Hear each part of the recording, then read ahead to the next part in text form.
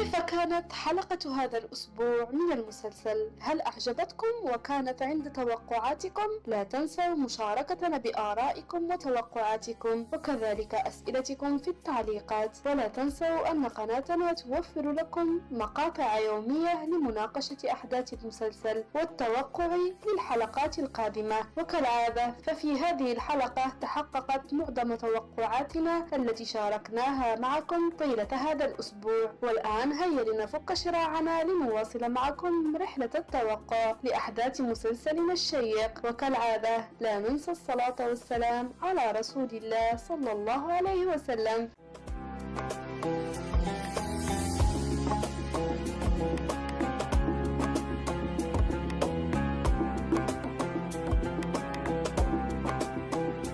الحلقة كانت هي الانفجار، وهذا كان متوقعا أصلا، كما ظهر فالجميع كان مستعدا له ومتسلح. لكن من هم المستهدفون أصلا من هذا الانفجار؟ ففي خلال الحلقة يتبين أن خليل إبراهيم هو المستهدف الوحيد بعد الاتفاقات التي حصلت بين يلماز وليتو، لكن هذا مستبعد لأن وجود رشيد في الحفل لم يمر عاديا، فغالبا بعد معرفته بأن تامر هو قاتل أولاده سيستهدفه، خاصة أن نديمة هي التي دعته للعرس وقد سبق وأن أخبرته أن تامر هو القاتل. ومن جهة أخرى فيلماز أخبر رشيد أنه سيحين وقت تنفيذ قتل رضوان، فقد يهاجمه هو الآخر، لكن موت رضوان ليتو مستبعد حاليا. أما خليل إبراهيم فلا بد أنه جاء مستعدا لهذا الحفل المفاجئ، وغالبا قام بإعداد خطة تحسبية لأي شيء قد يحدث، ومن المستبعد أن يصيبه مكروه هو أو أصدقاؤه المقربون، وإن كان سيصيب أحدا مكروه فلا بد أنه سيصيب ذلك الصديقين الذي يقفان عند الباب، فهم الآخران حضرا إلى الحفل. ومن جهة أخرى قد يتمكن خليل إبراهيم من قتل أرجان، وبهذا يصبح من الضروري على والد يلماز أن يحضر بنفسه، وبذلك تزداد الأوضاع حدة وتزداد جمالية مسلسلنا. مشاهدينا الكرام، ما رأيكم في هذه التوقعات؟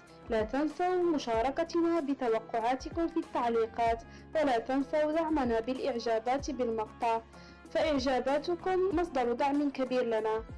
وبهذا نكون قد وصلنا إلى نهاية المقطع. إلى اللقاء.